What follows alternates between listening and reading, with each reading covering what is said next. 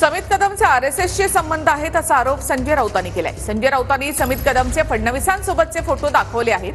दरम्यान 2.5 वर्षानंतर विरोधकांचा संभ्रम निर्माण करण्याचा प्रयत्न असल्याचं बावनकुळेंनी म्हटलंय।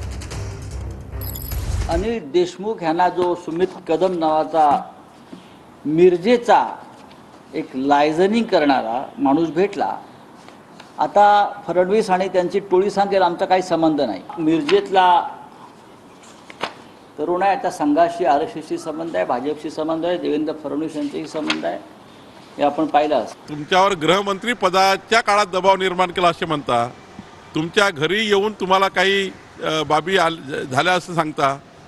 शेवटी 2.5 वर्षानंतर या प्रकारचं राजकारण करून शेवटी यांनी कन्फ्युजन तयार करणं आणि त्या ठिकाणी जनतेला कन्फ्यूज करून राजकारण दिवसभर राजकारण करण्यापेक्षा महाराष्ट्राचा विकासाचा विचार केला पाहिजे। संघ परिवाराशी संबंधित लोक हे कसे येतात आधी आपल्याला समजवायचा प्रयत्न करतात। तुम्हाला ईडी सीबीआयच्या कारवायांना तोंड द्यावं लागेल हे सरळ सांगून तुम्हाला ते त्यांच्याकडे ओढून देतात। मला सातत्यानं काही लोक भेटायला येतात आणि मला धमक्या देत आहेत की तुम्ही जे सरकार स्थापन करण्याचा प्रयत्न करताय तो तुम्ही नाद सोडा, नाहीतर आम्ही तुम्हाला ईडी किंवा सीबीआयमध्ये आत टाकण्याचा आमचा तयारी पूर्ण झाली।